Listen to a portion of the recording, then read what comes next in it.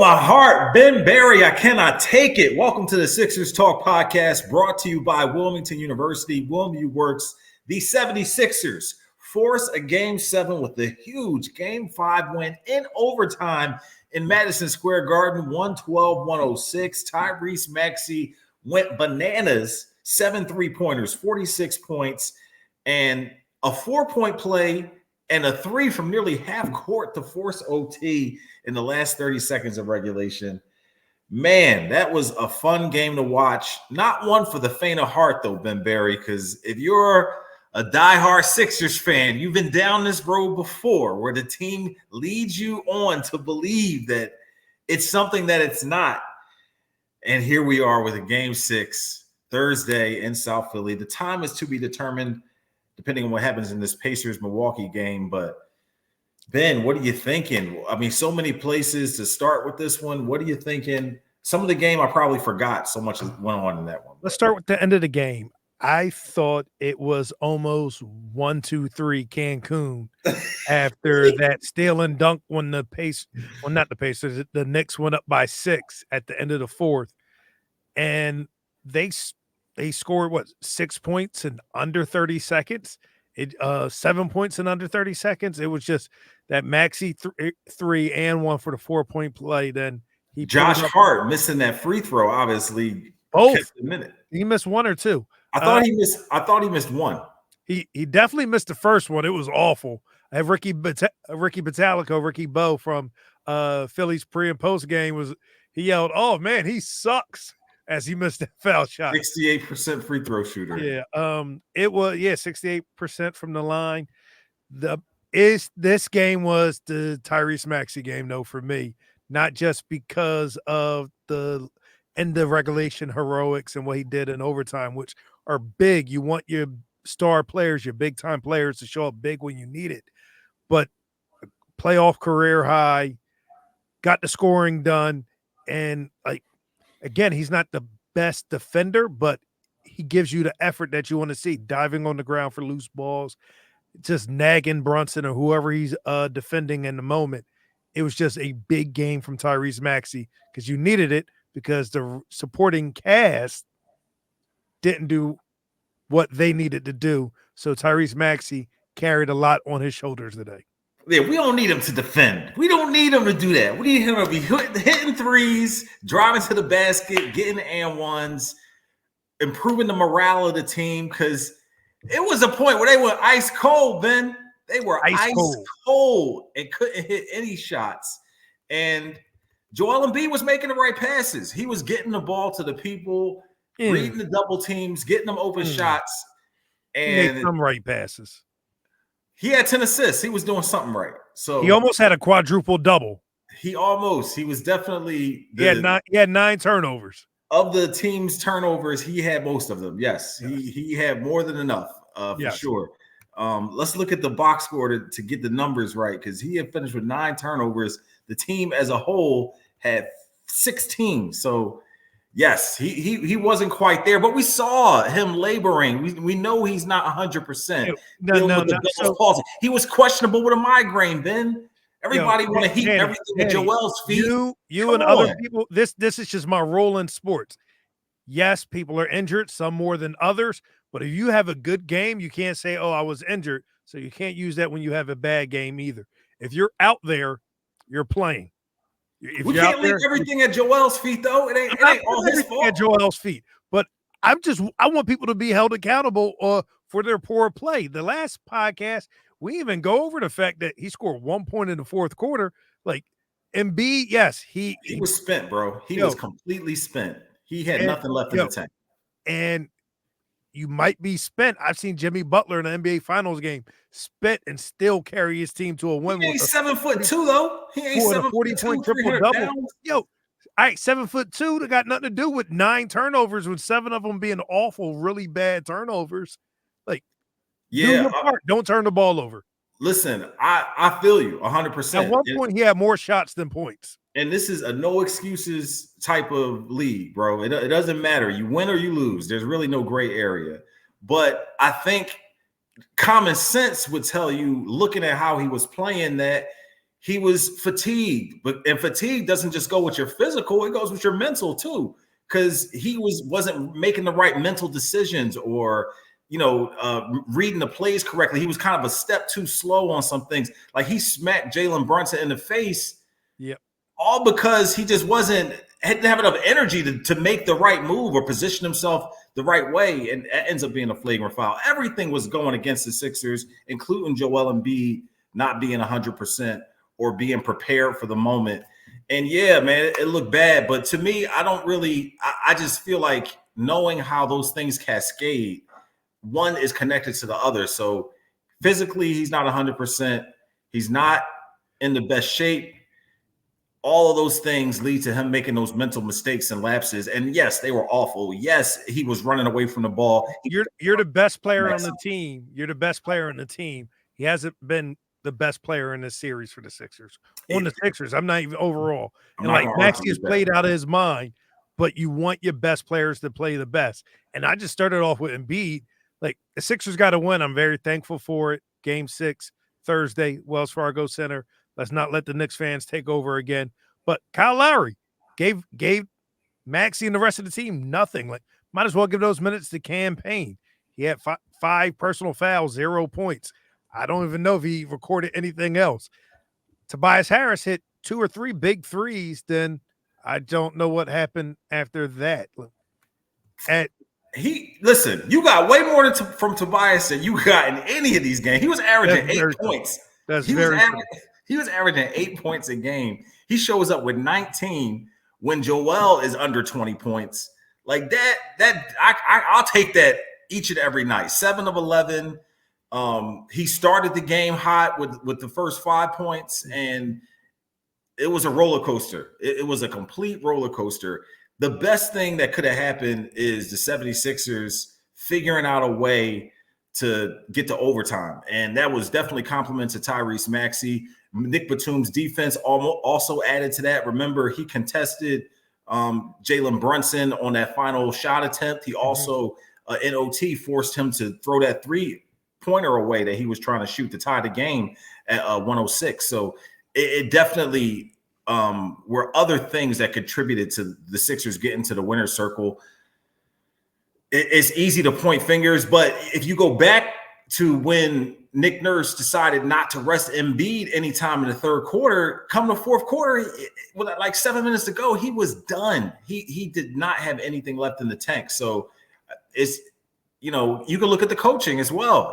How those things were decided. He goes to campaign. We didn't see Buddy Hield even get off the bench. We didn't see any of the others that might have changed the pace, Ricky Council, or he didn't, bench Tobias Harris or start Nick Batum. He kind of stuck with the status quo. So it was looking more and more like before Maxey saved everybody that Nick Nurse would have a little bit of some answers to some things to answer to. But he still kind of does. Some of these Sixers losses, like people can blame the refs or Embiid being tired. It's been low IQ plays as well. And yes, that's one of the players, but that's a reflection of the coach, if you ask me. So, I mean, I just think Nick Nurse still has some things to answer for. Like at the end of the season, whether that's Thursday night, the Sixers go all the way, we'll have discussions about how some of these things played out.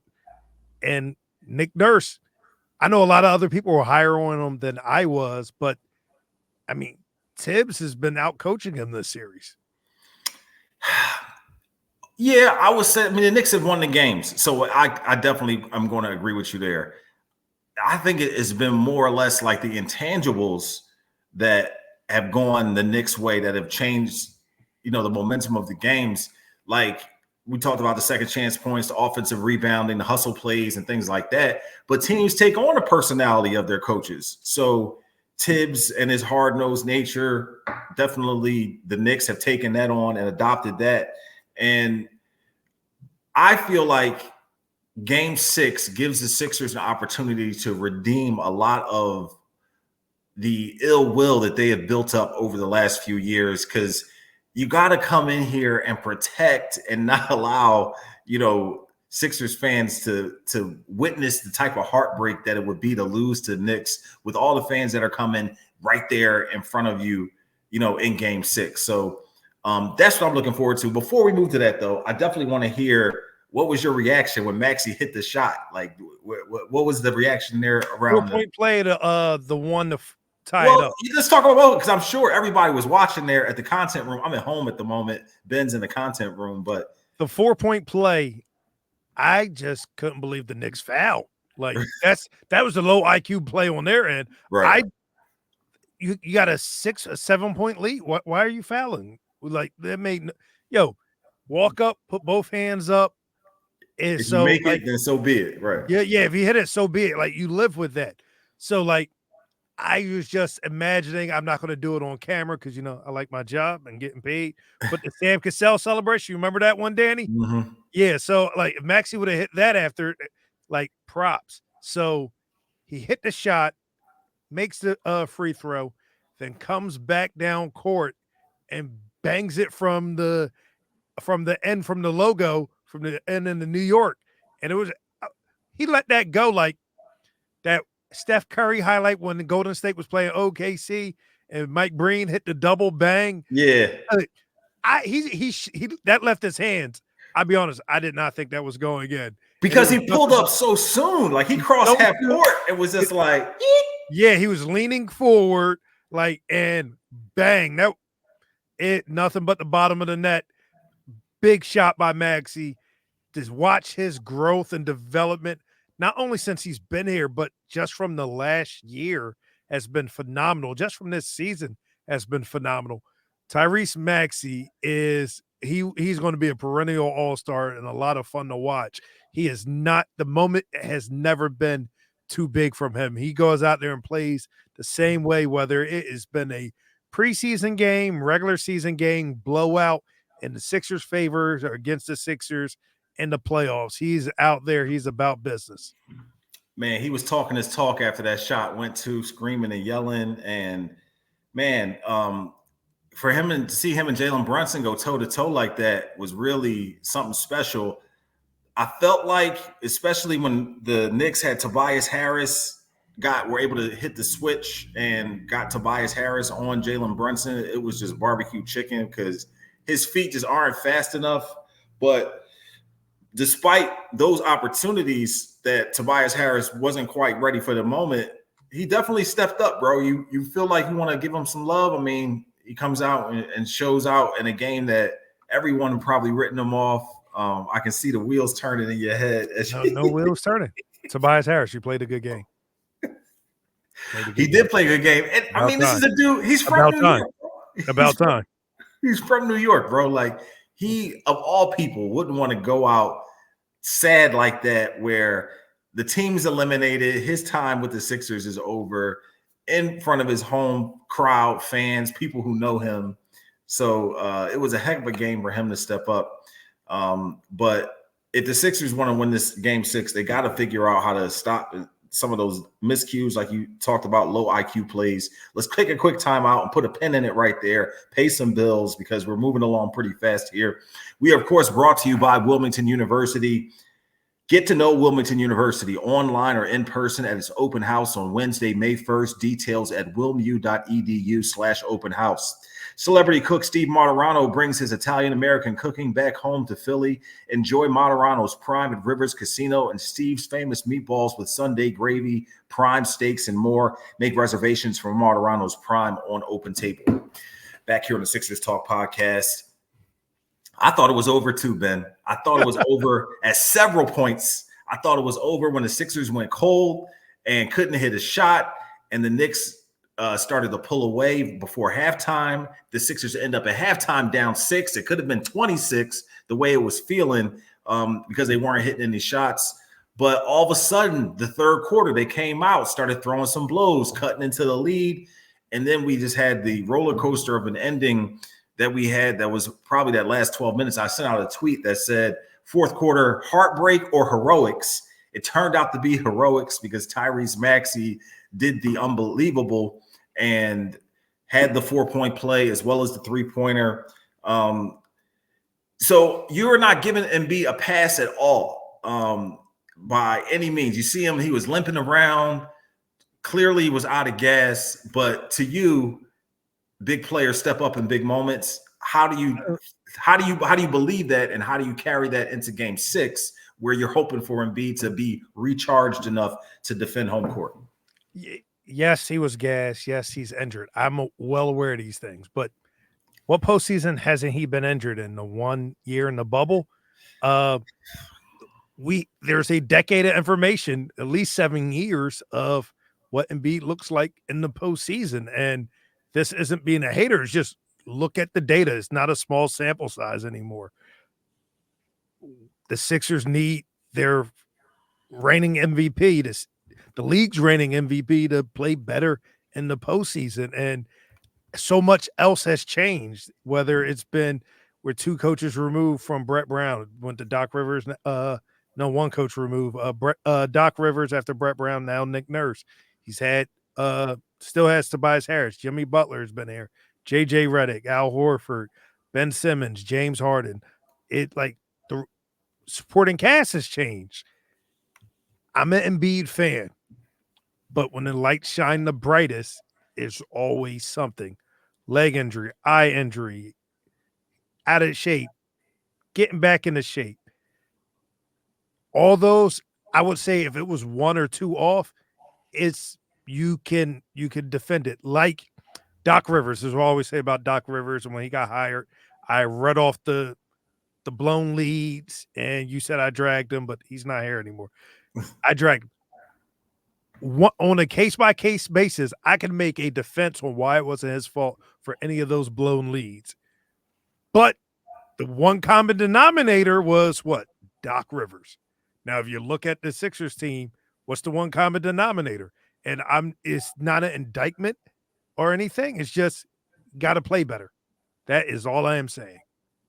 Yeah, definitely a couple of tough turnovers, and he almost had one near turnover trying to hit a skip pass late in the game after committing those back-to-back turnovers, because there was a sequence there where Batum, the Sixers got a turnover. Batum tried to get the ball to Maxey in the front court and overthrew him. This Knicks come down and hit a bucket. Then Embiid turns it over again. Knicks come down and hit another bucket. Just too careless with the basketball at times, and especially the Sixers come back and build like a 5-point lead, but then give up like an 8-0 run. You know what I'm saying? So it's like you got to be more efficient, protective of the basketball, trying to execute a little bit better. I definitely feel like that comes down to fatigue and things like that. But listen, they can't go into another game like they did here in Game 5 and expect to win, because it was a miracle by Tyrese Maxey that actually got them in this position. Joel Embiid left it all out there, but it's up to Nick Nurse to figure out a way to manage the minutes where, listen, we've seen Paul Reed out there and it's not good enough. Maybe it's time to give Mo Bamba a chance, or maybe it's time to play small ball or something like that. So those are the areas where I definitely would agree with you. Nick Nurse is being outcoached because he's shrunk the roster in a way where there's only 3 guys coming off the bench, but he's got to figure out a way to get Joel Embiid more rest. It just he'll be fresher in the fourth quarter, fresher to finish the game, and not as timid out there. I'm okay with the idea of a small ball, because right now, outside of Isaiah Hartenstein, the Knicks don't have another center, so you could play Batum. Well, they had Mitchell Robinson, who caught that nasty oop on the Sixers in the first half. Oh yeah, he did come back. So I forgot he came back. But Game 4, you could just play Batum and Harris together, things like that. So Mitchell Robinson is back. They have another center, but maybe you could still play Batum and Harris together. Like, I don't know. Nick Nurse got to figure something out. He's got to get to be some rest. Like you said, 2 games in a row, he hasn't had anything late in the game like that, because just the fatigue has just been too much. So he can't play him the entire second half. It can't happen. He's not a guard. He's not Jalen Brunson. Look how fresh Maxey looked in the fourth quarter of overtime compared to Embiid. It was a 3-pointer that Embiid shot wide open from the top of the key. He barely got any lift on his jumper. He just was so spent. So they got to figure out a way to manage those minutes. And it's so frustrating to be in a situation again where the non-Embiid minutes, the time that the backup center spends on the floor is so crucial. They can't get any production, can't hold the lead, can't extend their lead in those minutes when Embiid's not on the floor. Thank God for Maxey, though, but they still just are not quite good enough to be a elite basketball team in the postseason. Yeah, so that would fall on the front office to make changes. This is supposed to be the summer. They got all this cap space. They got to figure it out. It was last week. It was you, me, and was it Amy Fadul or Brian Brennan talking about like our favorite Sixers backup center? And I said Greg Monroe just because of how comically bad that was. Yes, that was it. So yeah, this summer hopefully they can find a legitimate backup center for when Embiid sits. So it just doesn't, the game just doesn't tank and get away from him, go down the toilet. But we'll see. Woo, what a game. Game 6, Thursday in South Philly, pending the Pacers' outcome against Milwaukee. Will determine what time the Sixers play on Thursday. If Milwaukee wins, it will be a 9 o'clock game. If the Pacers win, it will be an 8 o'clock game. So definitely hoping for the 8 o'clock game. 8 o'clock. And Sixers fans, don't sell your tickets to anyone from New York, please. We don't need a recurrence of that. But for Ben Berry, I'm Danny Pommells. Check out Noah Levick's work on NBC Sports Philadelphia.com. The season is not over. We play on. We'll see you on the Sixers Talk podcast after Game 6. We're brought to you by Wilmington University.